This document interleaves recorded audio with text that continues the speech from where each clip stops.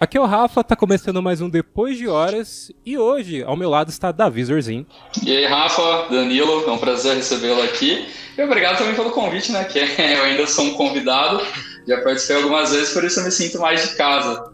E, cara, conversar com você é sempre um prazer, principalmente sobre esse tema, que a gente começou a se conhecer justamente por podcast. Sim. E vai ser muito legal essa conversa hoje. Podcast de luta livre, lembra? Falava bastante sobre luta livre na adolescência. Mas, como até o Zorzin já comentou, e é também porque é data especial, hoje é dia 21 de outubro, né, o dia do podcast aqui no Brasil, estamos recebendo Danilo Medeiros, que foi o cara que deu o pontapé em um podcast aqui no Brasil, o primeiro a fazer a publicação de um podcast aqui nas terras tupiniquins. Fala, Danilo, como que você tá, cara? Oi, tudo bem, Rafa? Beleza? Davi?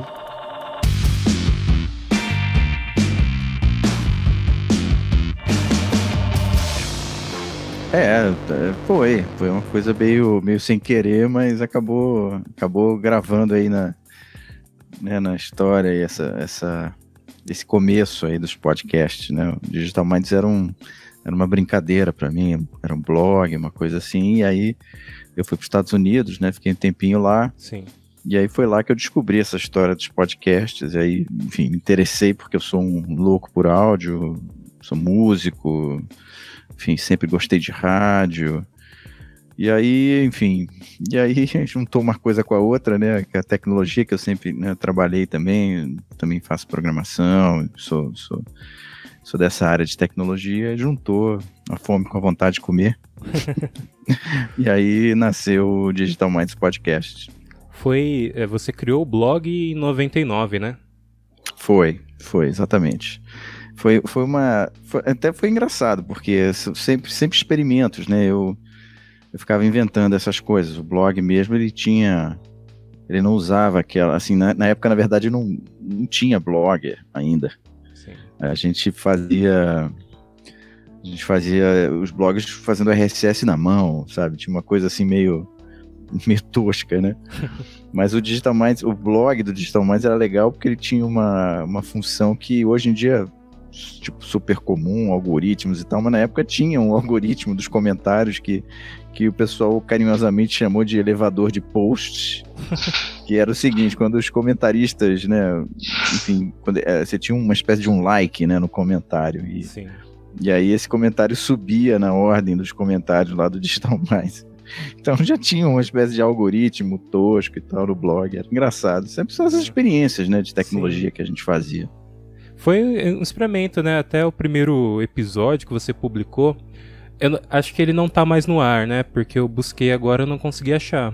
Não, acabou que eu tirei, porque, enfim, eu tenho eles aqui ainda gravados e tal, mas tem um monte de coisa errada ali, tem música, sabe, que hoje em dia não dá pra você deixar no ar, né? Tem isso, é muito. Até Zorzin tá rindo, Zorzin lembra quando a gente... Eu guardei por uma questão histórica e tal, de ter, mas... eu pensei nisso, cara. Carinho emocional, né? Até os podcasts que o Zorzin comentou que a gente se conheceu por causa de podcasts, né? A gente fazia na adolescência. Muda muito a cabeça e muda também a forma com que se faz, né? Então, tipo, eu hoje trabalho com edição de podcasts. Eu acho que eu não editava tão bem na época e eu acho que não reflete tanto em conteúdo os podcasts que a gente fazia, né? Então hoje já não estão mais no ar. Mas tinha isso, a gente usava muita trilha, tinha coisas que hoje em dia acho que não vale tanto, né? Assim, hoje em dia é proibido, né? Ou proibitivo, você tem que pagar, enfim, direitos autorais. Eu acho até que faz sentido, o artista merece ser remunerado, né? Assim, mas no Digital Mais, no início, sempre tinha, como eu sou músico e adoro música e tal, sempre tinha alguma referência, algum disco, né? Alguma música, né? Enfim, então sempre tinha um disco temático que ficava rolando, assim, no fundo, né? Do podcast e tal. E aí, só que hoje em dia, assim, se a gente fosse, né, justo, né, honesto com esses músicos e tal, acho que tá correto a gente observar os direitos autorais, né? A gente levar isso em consideração, né? Eu ia até comentar que eu cheguei a ouvir o primeiro episódio. há alguns anos, eu não lembro, 2017 ou 2019, acho que ainda tava no ar. O site todo escuro, né? Acho que com visual meio verde e tal. Lembrava Era até meio pouco. âmbar, na verdade, era tipo um monitor âmbar. Isso, é. E quem assistiu Matrix tinha. viu. Lembra até um pouco, né? Ou quem teve minha mãe que trabalhava na Mesbla, né, usava esses monitores, por isso que isso ficou na minha cabeça. Ela trabalhava com aqueles mainframes e tal, e os terminais, quando eu era criança eu ia lá, eu ficava louco, assim, porque tinha esses terminais que você digitava, nossa, aquela coisa, assim, eu com 7, 8 anos, assim. Sim. E eram lindíssimos os monitores, né, porque esses fósforos ambas, eles tinham ele não apaga, né, direto, assim, era uma luz que demorava um pouquinho, assim, para apagar, então parecia uma lampadinha, sabe? Não parecia até que tinha uma textura ali, na imagem, né, parecia... Sim. É muito bonito, assim, essas coisas. Eu sou louco pra ter um monitor desse âmbar de novo. Não existe mais. Acho que nem bem antiga, anos 80, né? Anos 70. Tem que comprar um negócio muito velho. Aí os teclados eram maravilhosos, né? Que hoje em dia todo mundo quer aqueles teclados com mola, com tudo, né? E era assim, era o normal. No site tinha o primeiro episódio, eu ouvi, era só você falando sobre iniciar um podcast, né? Falando assim, tô testando a ferramenta aqui, né? Isso. Era muito uma coisa de... Era meta, né? Meta podcast, era um podcast sobre podcast. Era meio que isso. E você falou que você gravou nos Estados Unidos, né? Não, eu já tava no... boa pergunta.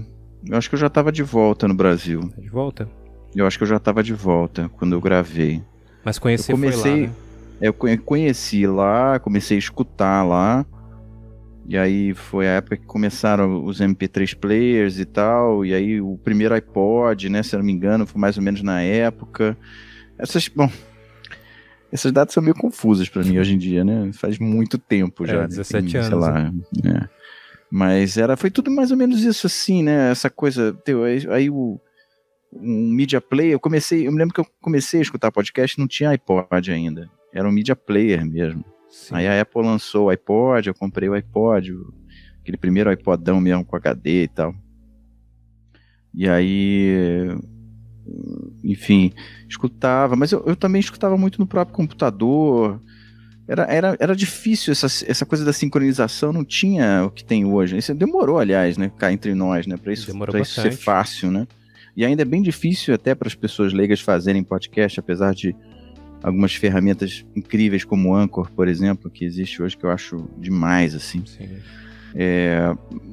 Mas como demorou, né? Assim, para a Apple lançar o Apple Podcast, o Google, agora todo mundo tem isso, né? Mas na época demorou muito. Demorou muito. Eu lembro que eu conheci podcast em 2010, né? E acho que você mais ou menos na mesma época, né, Zerzinho, em 2012, por aí? Sim, e no começo era uma coisa que eu mesmo não achava tão popular na ocasião. Os primeiros que eu fui conhecer eram muito sobre cinema, muito sobre séries, filmes que iam lançar e tinha uma galera que se juntava para falar sobre o filme. Eu enxergava o podcast nessa época como uma coisa mais restrita, né, Rafa? Até estava conversando com você sobre isso. No começo aqui, ídolo assim nos podcasts, eu achava que era muito mais algo voltado para cultura nerd propriamente, um segmento próprio da cultura nerd, do que uma mídia tão ampla que pudesse abrir tanto espaço para tantos nichos, tantos assuntos como é hoje em dia. Era isso mesmo. Mas como foi o mesmo processo que aconteceu com os blogs, né? Os blogs também começaram muito falando sobre a própria tecnologia dos blogs, e aí o pessoal que escreve, né, começou a se interessar, jornalistas, e aí começou a abrir, né, um pouco esse caminho aí, né, mas podcast foi a mesma coisa, só que eu acho que demorou muito mais, né, que o blog, na verdade, os podcasts estão chegando agora num lugar que, no momento que os blogs até já morreram, né, então é tão engraçado isso, né, é uma coisa meio... Os podcasts ficaram lá latentes, né, um tempão e... Sim, e agora estão aparecendo, né, para realmente chegando no mainstream, né? Fala-se sobre o boom do podcast ser a partir ali de 2019, né? Sempre fala, é o ano do podcast, tem até esses comentários. E, assim, eu conheci em 2010, comecei a fazer meados de 2012. Na época, era muito comum ter esses podcasts voltados à cultura pop, a cinema, porque eram os assuntos em comum que muita gente gostava. E como era um pessoal muito voltado à tecnologia, né? E aí, tipo, os primeiros, o Nerdcast, né? Isso anos...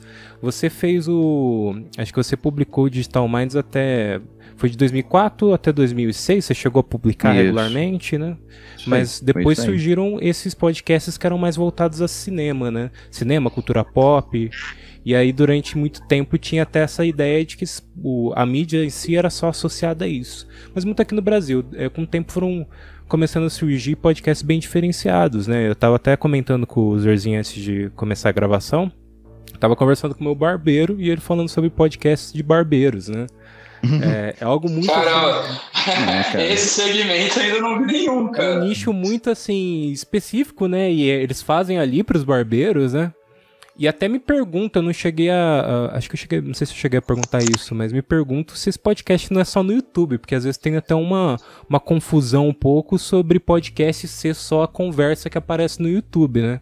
Sendo que, na verdade, o podcast é o áudio transmitido pelo feed, né? É pelo Spotify, pelo Deezer. É que essas linhas, né, elas são muito tênues, né?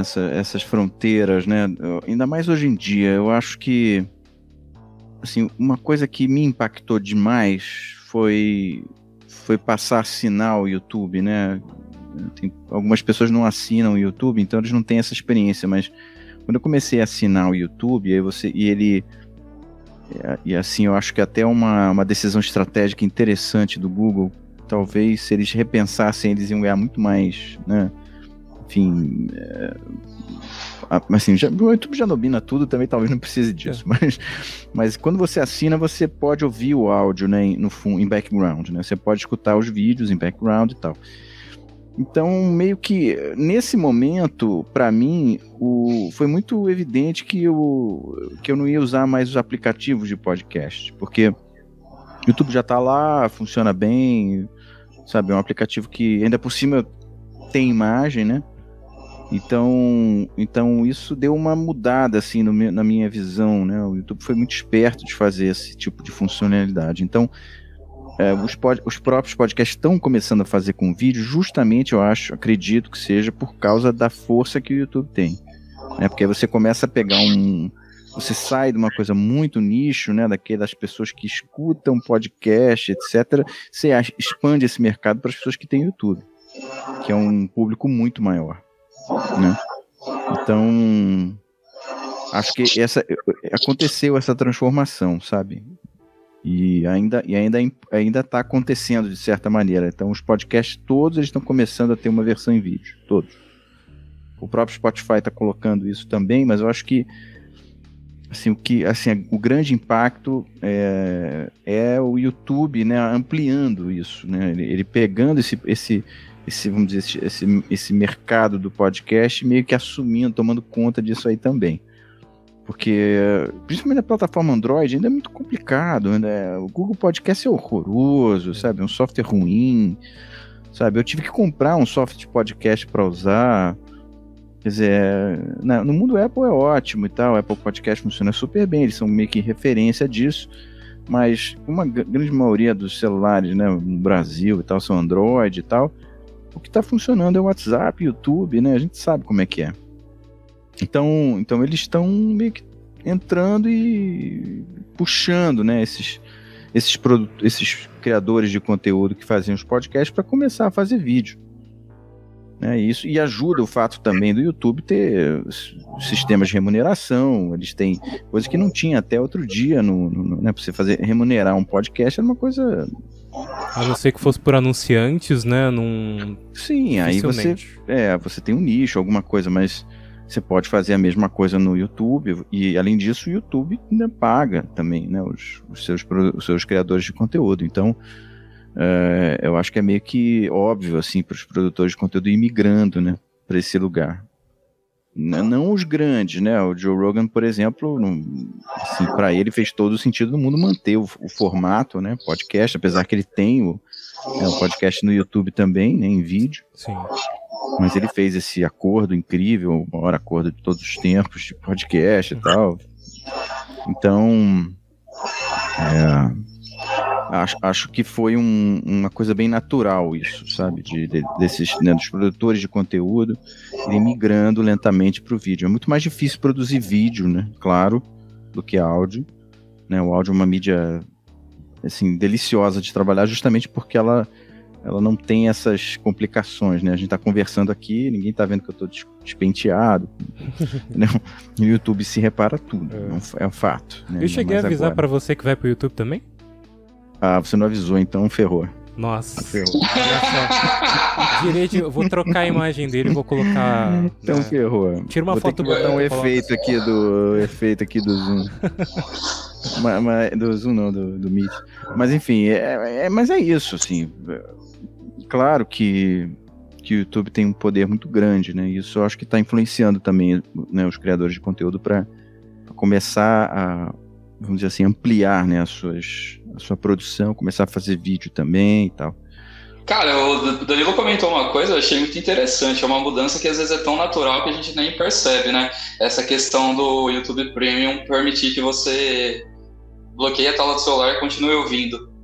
Isso fez eu aumentar o consumo meu de podcast muito mais. Porque antes, enquanto eu ia pra academia, por exemplo, era uma questão que eu colocava o celular no bolso, não tinha como eu assistir um vídeo do YouTube. Então eu optava pelo Spotify, com música e tal. Não, isso é muito evidente, assim, a diferença. Assim, primeiro o que acontece é que você começa a perceber como é nocivo, né, que tem o lado ruim do YouTube, né? Que os anúncios do YouTube, assim, é horrível. Uma coisa muito ruim, assim, qualidade horrível. É impressionante como é ruim isso, né? Né, essa coisa do algoritmo é uma coisa espetacular do ponto de vista tecnológico, mas ao mesmo tempo é muito pouco humana. Então, assim, 90% das minhas interações com os algoritmos, tanto os algoritmos de publicidade quanto os algoritmos de recomendação e tal do YouTube, são contatos que não são, assim, bons, sabe? São contatos meio duros, assim, uma coisa que ele te oferece uma coisa... Assim, quando eu passei pro Premium, isso mudou muito. Eu acho que eles devem ter, sabe, ajustes, né, enfim, internos no YouTube, que quando você faz uma assinatura do Premium, eles te dão coisas que fazem mais sentido, né, e menos coisas que são anúncios, né, que são publicidade, ou que querem te puxar para algum assunto que você talvez não tenha interesse. Ah, eles mudam, né? Isso? Talvez o algoritmo eu senti uma diferença enorme. Ficou muito mais relevante o próprio YouTube para mim no momento em que eu assinei. Ficou assim... O meu problema com o YouTube é que, assim, ele geralmente tende a recomendar só aquilo que ele acha que é semelhante com o que você já consumiu e tal. Isso é básico, mas às vezes pra mim acho que limita muito o que ele tá me recomendando. Então, eu não sei, eu sinto isso. Isso que eu não sou assinante do YouTube Premium, né? Eu senti uma diferença da água pro vinho, assim, que começaram a vir canais menores, sabe? Começaram a vir outros tipos de conteúdo. Pode ser uma experiência minha também, alguma coisa que eu fiz, né? Talvez pode ter... não dá para dizer com certeza, com 100% de certeza que é isso, mas eu senti uma grande melhoria e a minha experiência ficou muito melhor, assim, muito melhor. Então, de certa maneira, os anúncios também do YouTube, eu acho que parte dessa estratégia deles de certa maneira, não é prejudicar, não é fazer uma experiência ruim, mas eu acho que te incomodar um pouquinho, sabe? Te incomodar um pouquinho, que aí se você compra o Premium, você garante aquela grana mensal para ele, você tem você tem um valor, né, por pessoa, né? Você tem ali um retorno por pessoa muito mais alto do que provavelmente os anúncios podem dar. Mas até incomodar bastante, né? Ele te incomoda para você realmente assinar. Porque ele sempre te joga muitos anúncios, né? Acaba sendo incômodo, ele joga tanto no meio dos vídeos quanto entre os vídeos. E para consumo de podcasts em vídeo, fica muito melhor, que nem vocês estavam falando. Eu não sou assinante, né? Eu tendo a sempre ouvir os podcasts pelo Spotify. O YouTube, normal, se você não pagar o prêmio, ele tem essa limitação. Porque se você minimizar o vídeo, acaba não ouvindo o áudio. Não, é que aí, eu acho que aí também entra, né? Eles são os caras mais fodas nisso, né? Enfim, aí entra também essa questão da competição com o Spotify e tal, porque quando você assina o YouTube Premium, ele te dá o Music, né? O YouTube Music. Então, de certa maneira, por que eu vou assinar o Spotify, né? Qual é o sentido de eu pagar um valor até mais alto do que eu pago no YouTube, que tem YouTube sem anúncios, né? Tô fazendo propaganda do YouTube, não. Não, vocês estão me convencendo. Vocês estão me convencendo. Até pro consumo de dados também. Eu vou te dizer qual é o motivo. O motivo é que o YouTube Music é horroroso. O Spotify é muito melhor como aplicativo. Música, com certeza. Música eu também não uso, não. Assim, eu sou músico, toda vez eu fico revoltado e tal, mas não vou pagar 2 serviços de música, sendo que as músicas estão lá. Eles têm os direitos, no YouTube tem os direitos no YouTube Music. O problema é que interface, a forma como eles lidam com os dados, né? Por exemplo, eles não têm nenhum carinho, parece que não tem ninguém que gosta de música lá dentro. Então, você pega, por exemplo, faz uma busca por Tom Jobim, tem Tom Jobim, Antônio Carlos Jobim, não sei, que são artistas diferentes, entendeu? Ninguém não tem uma curadoria, você nem tá o entendendo? Básico, né? Seria o básico isso daí. Algumas coisas tem e tal, mas assim, eu tô dando um exemplo que talvez até não esteja mais assim, mas eu senti isso, assim, eu tenho que saber exatamente o que eu quero, porque o YouTube não vai me ajudar. E o algoritmo do YouTube Music é pior ainda, sabe? Que eles tinham o Google Play Music, que eu achava até melhor, apesar de ser bem simples,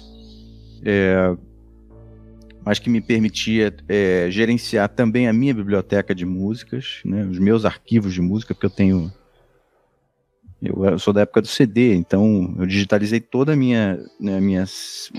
meus CDs, então eu tenho alguns gigabytes aí, eu tenho, sei lá, 100 gigabytes de música que eu digitalizei dos meus CDs. Nossa. Né? E o Play Music permitia que eu gerenciasse isso, né? Agora não mais. Acabaram com o Play Music e o YouTube Music não faz isso. No máximo toca umas musiquinhas do seu celular lá, mas é horrível. Enfim, não sei nem como a gente foi parar aí, mas os podcasts, né? Os podcasts, acho que o plano é esse. O plano é ele meio que o YouTube, sabe, dominar tudo e você ir por aí, por esse caminho aí. Exato. O Spotify, ele deu uma grande ajuda com o Anchor, né? Você citou até a ferramenta. O Anchor, assim, se você quiser criar um podcast e fazer a publicação dele de graça, você pode, né? Eu sempre falo isso. É muito fácil. E eu lembro que quando eu comecei a fazer, na época, tipo, adolescente, não tinha dinheiro para poder pagar um servidor, né? Então, para poder arranjar outros meios de fazer a publicação do podcast, era difícil. E eu imagino que em 2004, quando você foi fazer a publicação, até do site que você citou, era outra forma, né? Era na mão, né? Na mão, era um código, né? Você fazia a criação do feed, né? Era tudo muito mais manual do que se é hoje, né? Era na mão, era totalmente na mão. Era assim, você tinha que fazer... Você fazia os arquivos de áudio, né? Preparava os arquivos todos de áudio. Aí você tinha que rodar uns programinhas que pegavam o tamanho exato, pegavam, enfim, as características do arquivo, né? Sim. E aí... deixa eu... Tá passando aqui atrás. Onde eu tava mesmo? Você pegava os áudios, né? Tinha um programa que fazia a captura dos áudios. Pegava os áudios e aí você escrevia todo o código RSS, né? Porque na verdade, o que é um podcast? Podcast é uma associação, né, entre um arquivo de mídia, né, e um arquivo XML que tem uma determinada configuração padrão, que é que tem as informações que definem o podcast, né? O título do podcast, o artista, etc, etc, a duração, né? Se tem capítulos ou não, isso evoluiu bastante da minha época, né? Na minha época era basicamente só o arquivo, você fazia isso na mão, né? Preparava isso na mão e subia para um servidor web, como se fosse um servidor de arquivos comum. Você gravou como? Você gravou microfone? Como que foi? Então, aí é outra coisa que assim, foi um pequeno avanço tecnológico microscópico que me permitiu fazer o podcast, porque eu não editava, né? Sim. Eu nunca editei os podcasts, quer dizer, eu fazia uma edição muito, muito simples de cortar e... Talvez final, início e final, né? Só para poder deixar o conteúdo principal. Mas o que lançaram na época no laptop foi uma primeira placa que eu conhecia, pelo menos, né? Que tinha o Stereo Mixer, que é uma coisa que hoje em dia é comum. Se seu computador tem isso, se for um PC, no Mac é diferente, né? Mas no PC tem isso, que é uma entrada, uma espécie de uma virtualização, né? Para você poder pegar o áudio dos aplicativos e misturar, né? Misturar com o microfone. Então o som que o próprio computador produz mistura com o som do microfone e você consegue gravar isso como se fosse um novo device, como se fosse um novo dispositivo de áudio, que é o Audio Mixer, né? Isso foi o que me permitiu gravar.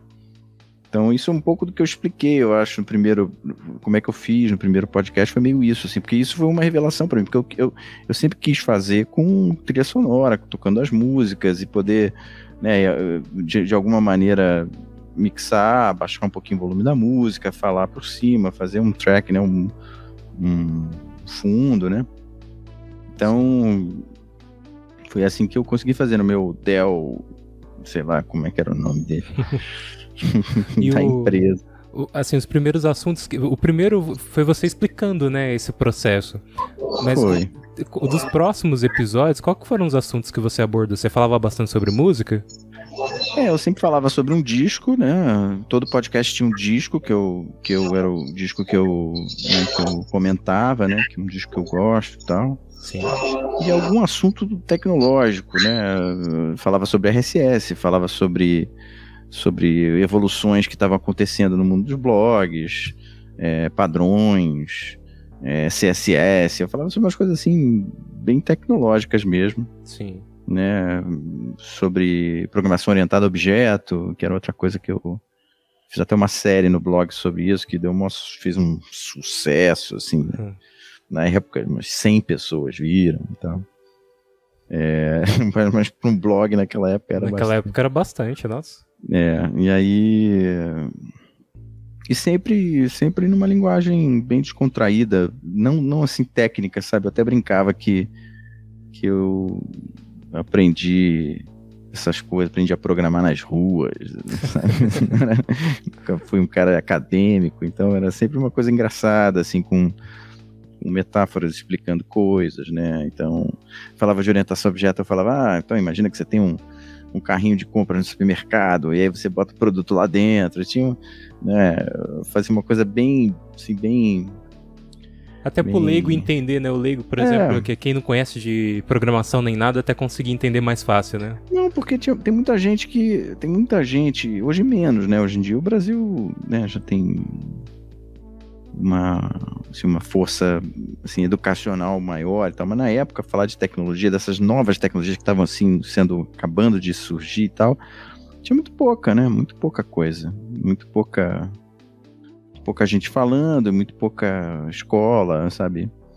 Então era interessante, muita gente começava, sabe, lendo blogs mesmo, né? Era assim que as pessoas mais, vamos dizer, que não estavam no mundo acadêmico se educavam, né?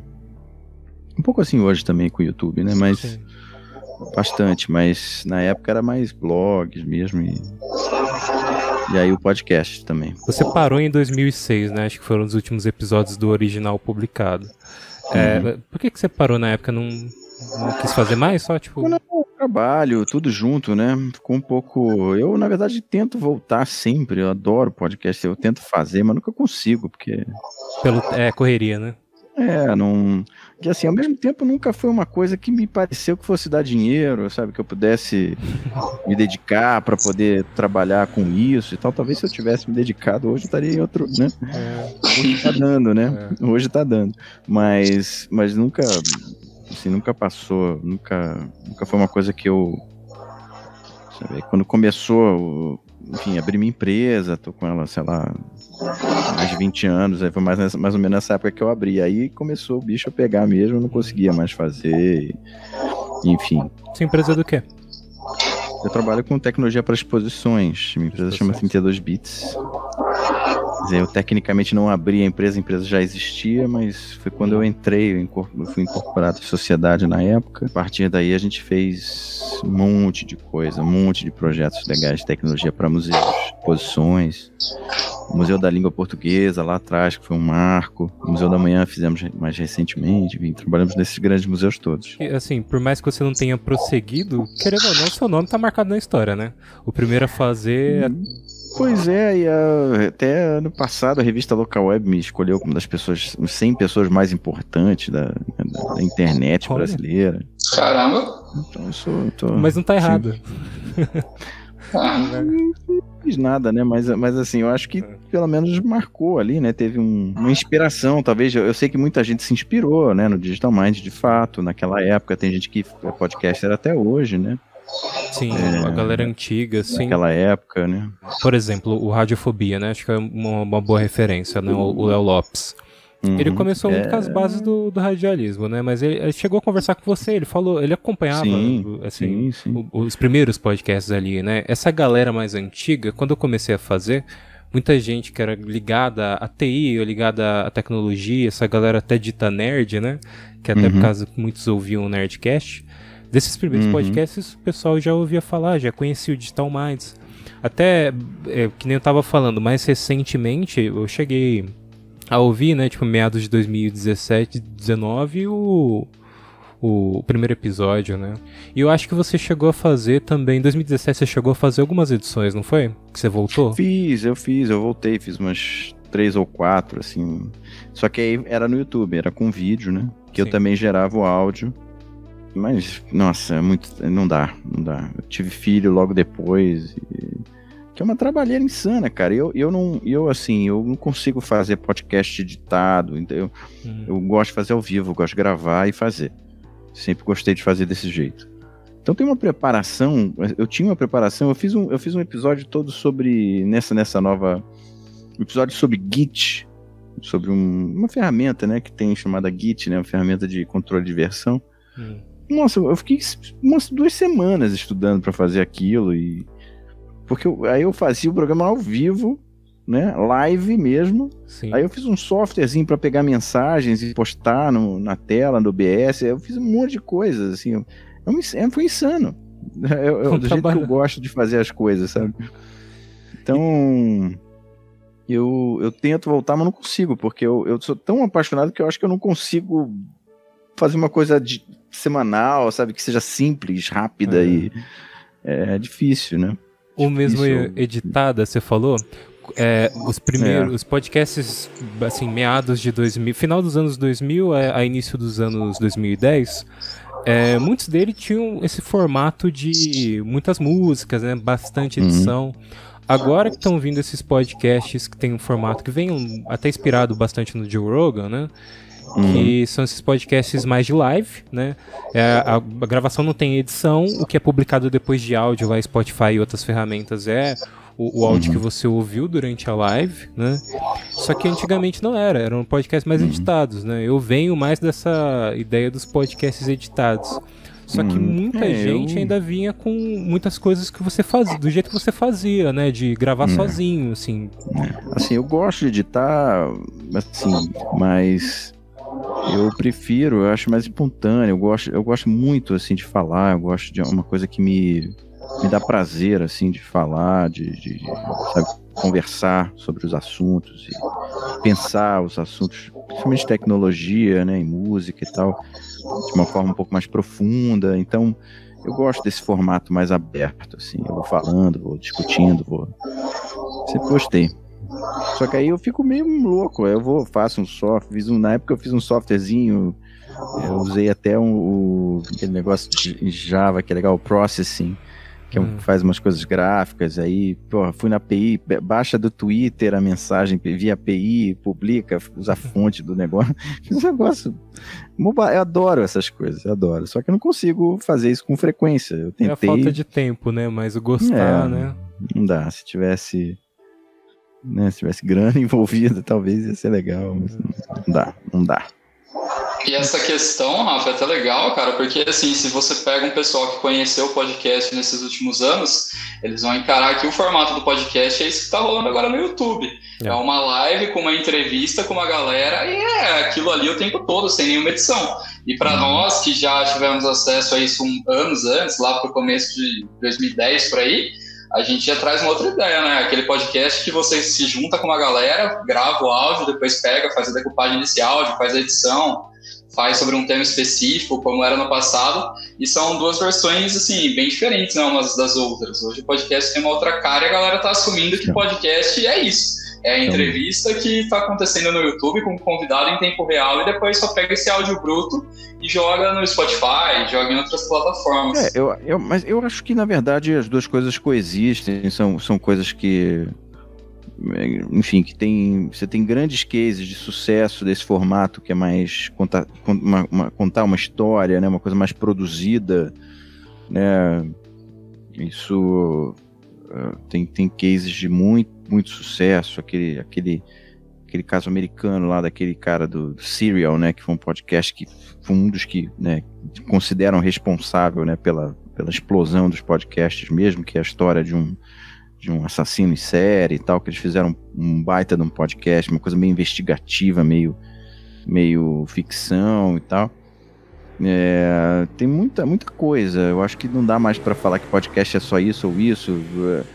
Tem muita coisa, mas eu acho que esse modelo do Joe Rogan é um modelo que tem esse apelo adicional, que é você ter imagem, você tem uma pessoa famosa, você pode ver, né? Você pode... Enquanto que essas histórias, essas coisas mais assim, você não tem nenhum apelo visual, não dá, você teria que fazer uma animação, não sei exatamente o que seria possível fazer, o custo de produção seria muito mais difícil, né, de você fazer um vídeo para isso, né? Então ele fica mais nessa coisa do áudio mesmo. Você acha até que é mais fácil isso que está acontecendo agora? Porque, um exemplo, você lá no começo tinha que lutar para fazer um estudo para criar um conteúdo, você ia lá sozinho, fazia toda a explicação. Não sei, o que eu tenho de impressão agora é que, por exemplo, qualquer pessoa minimamente famosa que tenha contato com algum artista, alguma coisa nesse sentido, ele cria um podcast e às vezes a qualidade não é nem tão boa, ele não é um bom condutor do podcast, ele não tem um bom estúdio, ele não tem uma boa equipe de produção, mas que um convidado famoso pode alavancar ele para aquilo já atrair várias visualizações e ali, decorrente disso, ele passa a fazer sucesso. Você acha que ficou mais fácil? Que é só trazer alguém com nome, assim, que o podcast pode ser famoso? Eu acho que não. Eu acho que não é bem assim, não. Eu acho que, assim, a gente tem que ser muito, vamos dizer assim... E entender que assim, um cara não faz sucesso assim à toa, sabe? Ele tem alguma coisa, ele tem algum carisma, ele tem... O Joe Rogan, por exemplo, é um cara que trabalhou na TV há muitos anos, etc, né? Só que ele é um... Além disso tudo, né? Não é que seja fácil fazer o que ele faz. Muito pelo contrário, é muito difícil. Porque o Joe Rogan é um entrevistador excepcional. Ele é um cara que é um dos melhores entrevistadores que hoje, enfim, você pode considerar qualquer mídia, jornalista. Ele é muito bom entrevistador. E é um cara que entrou num caminho que é muito dele, né? Ele conversa, ele fala das opiniões dele, ele reflete sobre os assuntos. Então, não tem nada de fácil nisso. Ele deve fazer uma baita de uma preparação para essas entrevistas. Ele deve... enfim, deve ter uma equipe até para fazer, porque, né, se você faz isso diariamente, não dá para você pesquisar, ler tudo, que deve chegar tudo meio que para ele ler, enfim, sabe, não dá para... Não, a César o que é de César. Os caras são muito bons. Claro que você vai ter um ou outro ali que é um cara mais famoso e tal, mas provavelmente ele tem qualidades também, ele tem... eu acho, e com relação à complexidade de fazer um podcast dessa maneira, eu acho que é tão complexo ou mais, né? Porque, além de tudo isso, assim, a parte do vídeo, talvez você tenha uma fórmula, né, pronta, e você monta ali o teu estúdio, faz a câmera, grava, etc. Talvez isso não seja tão difícil depois que você começou, mas também é muito difícil você pensar como é que vai ser esse visual. Não dá para ser uma coisa tosca mais, o YouTube não... Sabe, ninguém aguenta mais coisas toscas no YouTube, sabe? Ainda mais coisas que são regulares, né? Coisas que são séries e coisas assim. Vamos dizer, o nível de exigência do público do YouTube está muito alto, porque os produtores de conteúdo do YouTube subiram muito esse nível, né? Então é tudo 4K, os caras agora gravam em 8K, sabe? Então não tem mais bobo no futebol, não. Não tem mais. Agora é todo mundo... Assim, é uma concorrência gigantesca, quase que infinita, porque, né, todo mundo produz conteúdo. Então você tem que se destacar de algum jeito, e não é fácil fazer isso. Não é nada fácil. Não mesmo. Até você chegou a comentar de um podcast que falava... Era um podcast criminal, né?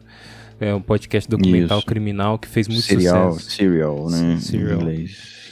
Né? Aqui no Brasil, a gente, em meados de 2018, 2019 principalmente, teve o Projeto Humanos do Ivan Mizanzuki, né, com a temporada que fez mais sucesso foi o caso Evandro. Na época eu cheguei a ouvir, e eu lembro que eu fui fazer um curso de cinema, né, curso de crítica de cinema do Pablo Vilaça, tinha muitos jornalistas, tinha uma galera muito da comunicação ali. E muitos estavam comentando com frenesi sobre aquele podcast. E aí eu ouvi assim, nossa, eu pensei, né, comigo, novos formatos vão surgindo, né? Diversos formatos. Quando a gente começou a fazer podcast, quando eu comecei a fazer, era muito sobre cinema, sobre esses assuntos que eu sou apaixonado, que é o que, assim, condiz comigo. Mas a gente tem o Zurzinho aqui, o Zurzinho é, assim, apaixonado por futebol. Muitos podcasts sobre esportes foram surgindo, assim como podcasts nesse formato do Projeto Humanos, é um podcast documental. O Ivan Mizanzuki, ele fez um processo de busca de informações, ele pegou material original, gravações de julgamento do caso que ele conta, e colocou tudo isso num podcast, né? E aí tem a diferença do formato, né? Ali ele trabalha com toda uma edição, né? A organização também de como ele vai apresentar aqueles fatos. Então, o roteiro é completamente diferente. Ele tem um roteiro, né? Ele fez um processo muito mais, né, parecido com o processo de fazer um filme, né? Uma coisa assim, um documentário, do que propriamente o que a gente, o que eu fazia, né? Assim, é uma coisa muito mais conversacional. Assim, você tem uma ideia de um roteiro, você tem um assunto ou múltiplos assuntos que você quer falar, mas você se prepara antes e aí vai um pouco mais no improviso, né? Você vai um pouco mais um jeito um pouquinho mais jazz, né?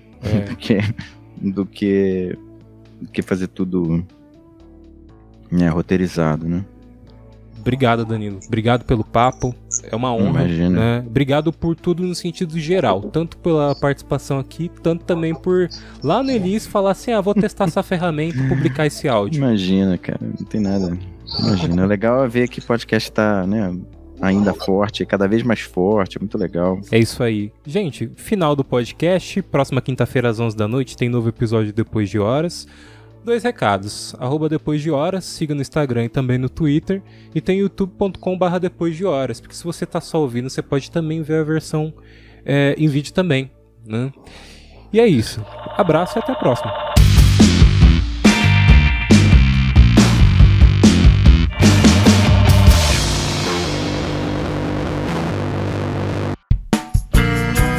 A edição deste podcast é feita por bancodecerebros.com.br.